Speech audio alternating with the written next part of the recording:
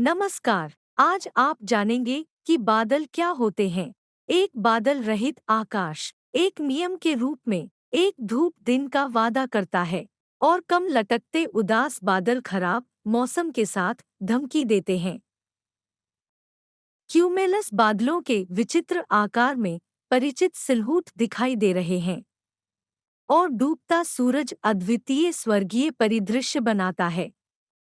बादल कहाँ से आते हैं? उनका स्वभाव क्या है?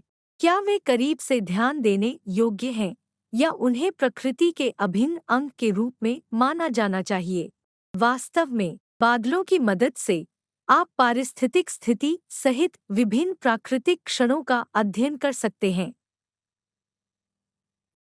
एक अलग विज्ञान है जो बादलों का अध्ययन करता है। रात्रिचर बादल बाकियों से ऊपर हैं। वे ऊपरी वायुमंडल मेसोस्फीयर में 70 से 80 किलोमीटर की ऊंचाई पर दिखाई देते हैं। उन्हें रात में चमकने वाले बादल कहा जाता है। आश्चर्यजनक रूप से सुंदर दृश्य देखने का सबसे अच्छा समय सूर्यास्त के ठीक बाद या सूर्योदय से ठीक पहले का है। रात्रिचर बादल मेसोस्फीयर में वायु द्रव्यमान की गति का अध्ययन करने में मदद करते हैं। वे लगभग 28 मीटर प्रति सेकंड की गति से उड़ते हैं। यह सिद्ध हो चुका है कि इसी तरह के बादल अन्य ग्रहों पर मौजूद हैं। उदाहरण के लिए मंगल ग्रह पर बादल पानी की बूंदों या बर्फ के कणों का संग्रह है। हालांकि एक निश्चित तापमान पर उनकी मिश्रित रचना हो सकती है। एक नियम के रूप में ये बादल हैं जो वर्षा लाते हैं। बादलों का निर्माण अन्य ग्रहों पर भी पाया जा सकता है। उदाहरण के लिए गैस के विशालकाय बृहस्पति में बादलों और कोहरे का क्षोभ मंडल है। नम गर्मी हस्तांतरण के परिणाम स्वरूप उज्ज्वल और घने बादल बनते हैं। उनका रंग अमोनिया, पानी और अन्य अभी भी अस्पष्टीकृत रासायनिक तत्वों की उपस्थिति पर निर्भर करता है। बादलों को प्रायः हवादार, हल्का, भारहीन जीव कहा जाता है। ऐसी परिभाषाएं न केवल विज्ञापन में बल्कि सामान्य भाषण में भी पाई जाती हैं। सच्ची में वजन प्रक्रिया गणितीय रूप से सरल है। पानी के घनत्व को बादल के आयतन से गुणा किया जाता है, जिसे छाया डाली से निर्धारित किया जा सकता है। यह पता चला है कि एक मेघपुंज का वजन 100 किलोग्राम से लेकर 500 टन तक हो सकता है। ऐसा द्रव्यमान हवा में कैसे रहता है और गिरता नहीं है? तथ्य यह है कि बादल का घनत्व शुष्क हवा के घनत्व से बहुत कम है, जो बर्फसफेद दिग्गजों को ऊंचाई पर रहने की अनुमति देता है। जब पानी की बूंदों का घनत्व और आकार बढ़ता है, तो बादल बारिश के साथ नीचे उतरते हैं।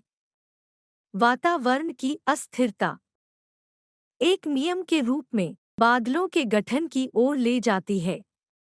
इस तरह की संरचनाएं 10 किलोमीटर तक ऊंची हो सकती हैं और क्षैतिज रूप से कई दसियों किलोमीटर।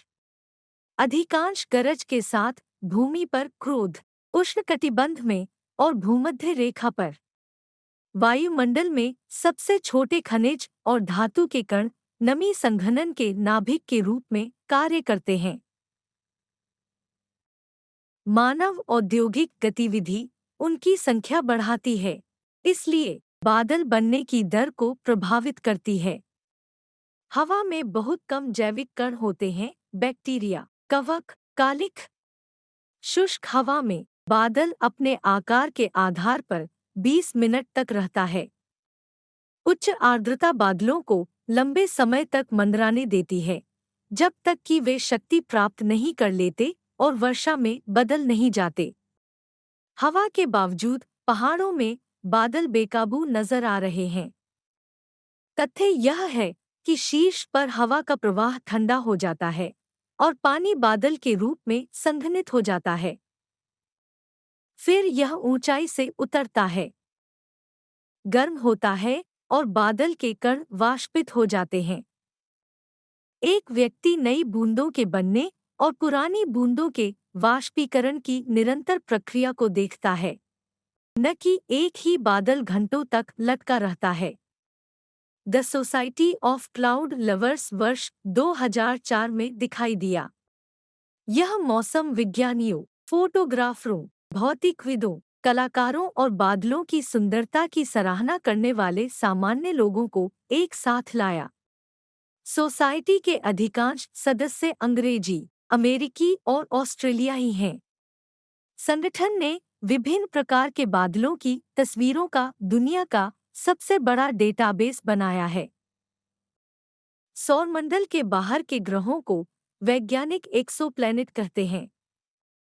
इन ग्रहों में से अधिकांश गैस दिग्गज हैं, क्योंकि अप्रत्यक्ष तकनीकों का उपयोग करके उनका पता लगाना आसान है।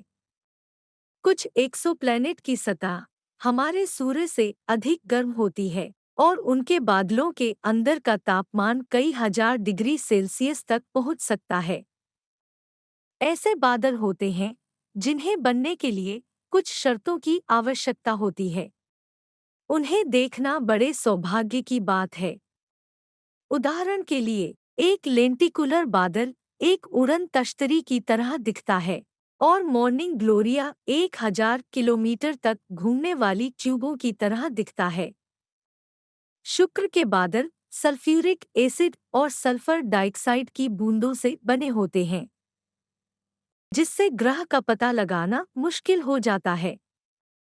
शुक्र पर अम्लीय वर्षा सतह पर पहुंचने से पहले गर्मी से वाष्पित हो जाती है।